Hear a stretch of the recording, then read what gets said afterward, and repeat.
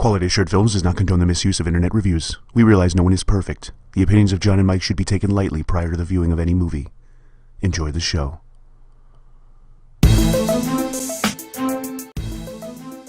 Quality Assured Films. Welcome back to Quality Assured Films. I'm Jon. I'm Mike, and we just watched Edge of 17, a movie about a young man in the early 80s coming to terms with his homosexuality in middle-class Ohio. You watched The Edge of 17. Oh.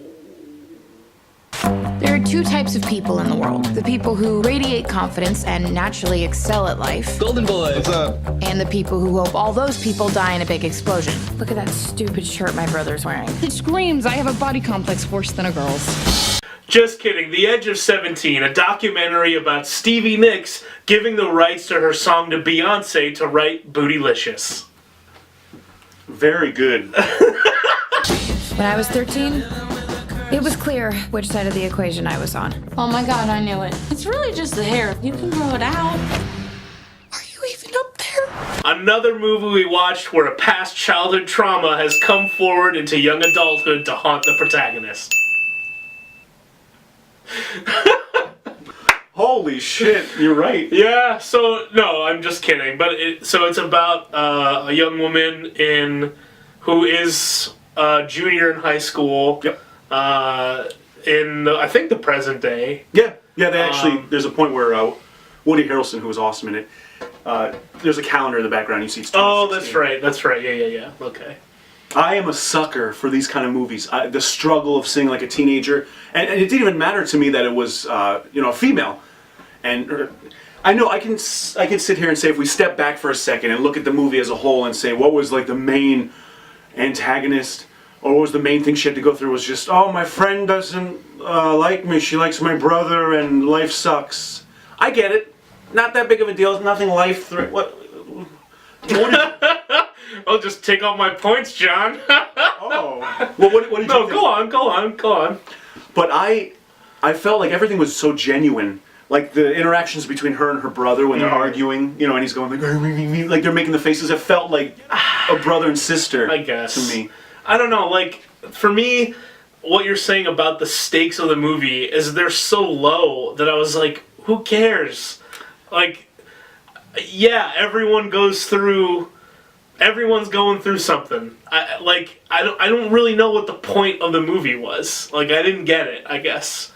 Because to me, it was just really boring.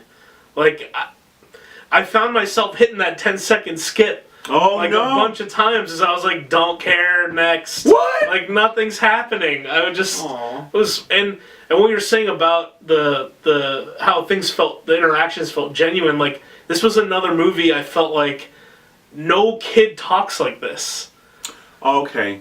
See, when I first heard about this movie, I thought, is this just another Juno, but without the baby? And is she going to be like a quippy girl that... It was kind of like that. Yeah, she did have that, like, I don't care about anything deal. But I liked how they showed us her history when she was a little girl, and how she was always just miserable, and she always was like a pessimist. Is that... Yeah. She's always a pessimist. Yeah.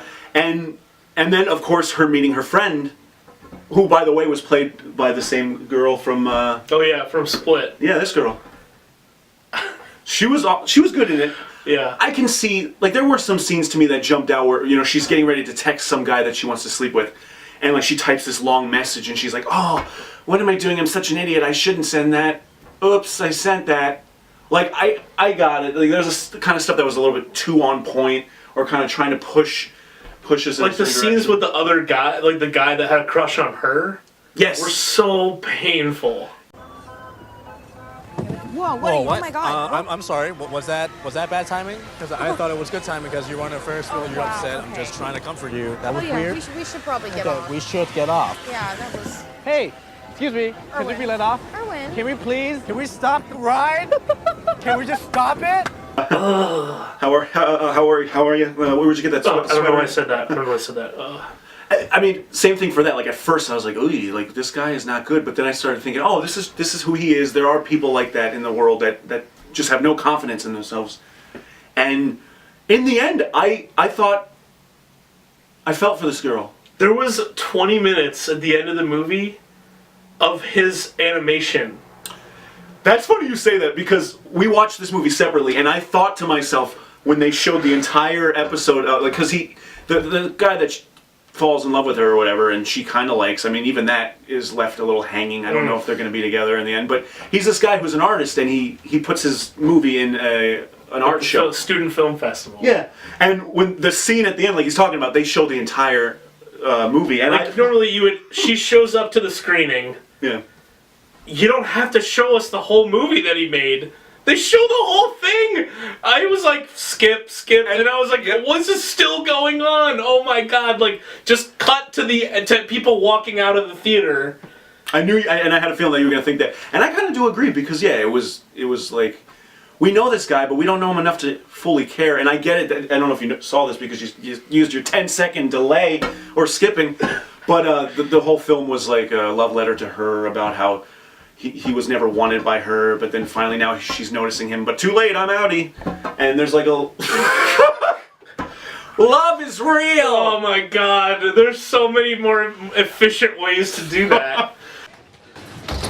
Hey. Busy. I don't want to take up a ton of your time, but I'm gonna kill myself. I just thought that an adult should know. Wow. I wish I knew what to say. You know, actually, I was writing my own suicide note just now. As some of you know, I have 32 fleeting minutes of happiness during lunch, which has been eaten up again and again by the same especially badly dressed student. And I finally thought I would rather have the dark nothingness. Have a nice life without me, fuckers. I loved Woody Harrelson, the interactions. He plays a teacher that... Well, he was the best part, but... Yeah, I'm sorry, go ahead. Well, I was going to say, he played this teacher that is constant. He's used to her. He's used to her always coming in and being like, I'm going to kill myself, or I don't hate life. And he just... His lines were hilarious. Like, he reads this big-ass paragraph that she types to this guy where it's graphic about the stuff she wants to do. And then at the end, she's like, please, come on, help me. Like, what can I do? And he's like, well, first of all, you might want to watch out with those run-on sentences. Yeah, that was good. I loved it. This isn't so bad. I just want to be with you. I want you to put your mouth on my tits. I want to feel you inside. God, we can do it in the Petland stockroom. Oh my god, say something, please help me! You need to watch out for run-on sentences. What she would say to him, no kid would talk like that. She would go on these long diatribes using words that no 17-year-old would use. And, like, nothing really happened with that plot either. What, with the... He didn't, like... He didn't really teach her any lessons. Although, I kind of beg to differ, because at the end of the movie, when it's revealed, it's kind of a reveal, that he has a family, he has a child, he's actually happy. Because all we know of him is, all she knows of him is, oh, here's a miserable teacher who spends his lunch just trying to get away from his job. And she kind of saw herself in him. So when it's revealed at the end that, oh shit, you can still be cynical and be kind of like, you know, down on shit, but have an awesome life and be happy. I liked it. I really did. But it made me feel like, what was the message of this movie? Like, I don't know. I really can't say. Like, be happy. Don't stress the small things, I guess. Like, there's this part where, like, I was like, is this supposed to be a comedy or is this supposed to be drama? Because it didn't do either of them well. There's a scene where she's sitting in the car with her mom. Spoiler alert, her dad dies when she's younger. Right. So she's sitting in the car with her mom, and her mom is like, what cheers me up is I just think to myself, everyone in the world is just as miserable and empty inside as I am. Except they hide it better. You're right. They're better at faking it. Or yep. And I was like, is this supposed to be funny? Because this is horrifying. Yeah, I mean, to me, I saw that as like a sad truth. Not that everybody's miserable, but a lot of us are uncomfortable and shit. But the ones that are all like exuding confidence and shit, they still feel like crap when no one's around. No, but that's not the message. No, the message isn't like everyone's miserable. In that scene, you're supposed to take out of that is horrible advice. Not that that's good okay. advice. That's true. But the movie makes it seem like it's like you're supposed to be laughing, but the character is like petrified that this is. Yeah. She's like, oh my god, this is what the rest of my life is going to look like. Yeah, she was hoping to go to her mom and get advice that would help her feel better, but instead she just solidified that life sucks. My life isn't perfect either. The one person who makes me happy, I can't have without completely destroying you.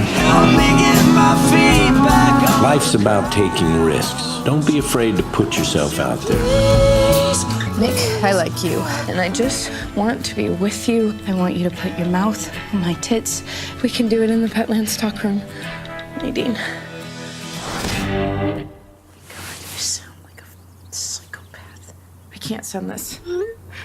No, oh my God, no! Oh, yeah! I want to talk about the ending, though, because it ends with her finally... There was a mess up with her and her friend. You know, her friend starts dating her brother. And even the way that happened, I felt like it was organic. You know, like they've been around each other for years, ever since she was like. Well, that was the 9. most real interaction part of the movie that I felt, was when the two of them were in the diner talking to each other, or the restaurant, about it. That felt the most natural. But then she launched into like an awkward tirade. What if I gave your dad a hand job? Oh, Louis, wow, you look so hot with that belt phone. Ew. Oh, no. Oh, Chris, you're home early. I'm not even going to respond to that. And her mouth was running a mile a minute. And I was thinking, what difference does it make for them to be teenagers in high school in this movie? The same drama could play out of them playing their actual ages. They're like 21. Right. 21, 22. The brother looks like he's 40. I know, that was weird. We're supposed to believe he's a high school student. He's like a senior. Yeah. And like, just make them be college kids. What's the if you want to still have it be like, this is the part in your life when you're roiling with hormones and you can't control your emotions and stuff, like, you're still kind of, just have them play their actual ages, because then at least that dialogue is believable then. Oh, then at least you're talking like adults would talk. Yeah, that's true. Because even like with Juno, she would do the same thing. She was like, everything is, and she's with Juno, okay, I have the dumbest bone to pick with the movie Juno. Her water breaks, and the whole family has to rush together. I think it's kind of near the end, and they go to rush her off to the hospital to give birth. So she's laying there in bed, and her water breaks. She has to say something to like alert everybody. So as this little joke, they do a little reference to show that she's like hip, or like with older pop culture. And she goes, "Thundercats are go!" And the whole family rushes around. You're like, haha, it's not Thundercats are go. Nope. It's Thundercats, ho, thunder, Thundercats, ho! Yeah, exactly. And I don't even know much about Thundercats. Come on, people. Cut to an outtake of Lion-O cursing at Snarf. You gotta snap out of it, Lion-O! Call the Thundercats before! Shut up, you fuck. So if you're gonna make a little joke about Thundercats, fucking get it right! Yeah. It takes zero effort. Like, that turned me against it, rather than being like, oh, they referenced Thundercats. Yep. So anyway, fuck you, Juno, for that! Thundercats are gone! And another thing, enough with the fucking voiceover. Oh, yeah. Oh my god, kill me now. And the voiceover, if I'm not mistaken, it didn't continue throughout the entire film either. It like kept coming back and going away and coming back. Like, I don't need to be told the point. Not that you did anyway, but just, I get it. Just show it to me. Show me the point. Yes. Show me the point. Oh, I still loved it. I really did. I really did. After, when it was over, like the last scene, I said she finally finds happiness. She finally decides, you know what, I am going to approach people. I'm not going to be so miserable about everything. And she starts being introduced to somebody, and it slowly zooms in on her as she like smiles, and then it cuts to credits. And I thought, good for her. Like and I get it. Again, it wasn't the end of the world. There was no villain trying to destroy everything. There was no disease that she had to fight. It was just life sucks sometimes, and you got to get the fuck over it. And I don't need like 30. That could be done in 30 minutes. I don't know. Like it just was so nothing happened. It was a long. She keeps saying like, "Are you here for some fucked up shit?" And I was like, yes, please. Let's see something really fucked up. And it was just like my best friend slept with my brother. I'm like, that's probably pretty normal. Like, this isn't like groundbreaking here. Yeah. I'll go watch Juno. I don't even like that movie, but it was like, why does this movie exist? Yeah. Or like, let's see something that is provocative. I don't really get any of that. Like, why does this movie exist? I don't know. You turned into a completely different person. You actually love being part of that exclusive little group. I'm having a problem today, Nadine. Several. I don't really have any friends at the moment. Why don't you try being positive? Mom, you always say the same thing. I'm gonna write down the next thing you're gonna say to me. I'm not playing your little games, Nadine. Congratulations. You have all the answers, don't you? No. Which is why I wish I had a mother who would notice.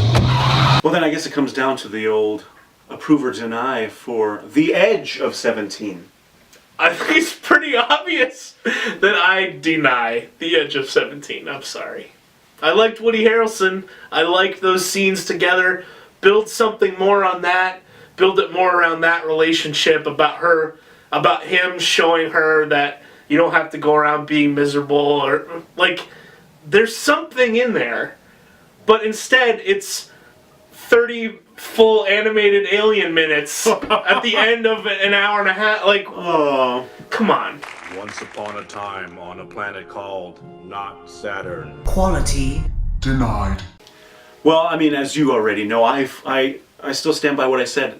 I was pleasantly surprised, and I felt her plight. I went through it with her, as little as it was. And I approve you. I approve you, The Edge of 17. So self-assured. Tell me our word. Socialize. I need somebody. Hey, you're Darian Franklin's sister.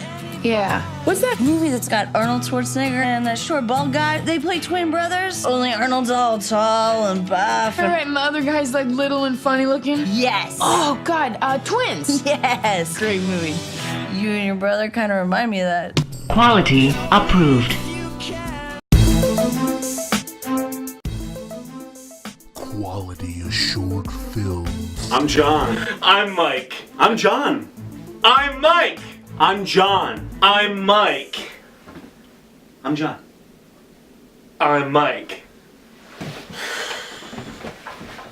And we are Quality Assured Films. I'm Mike. I'm Jon. And this is cute fucking shit. Cute shit. Share us put it in an envelope and send it in the mail to your friends. There you go.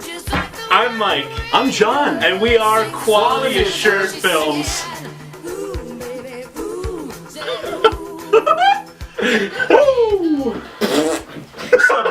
Quality Assured Films does not condone the misuse of internet reviews.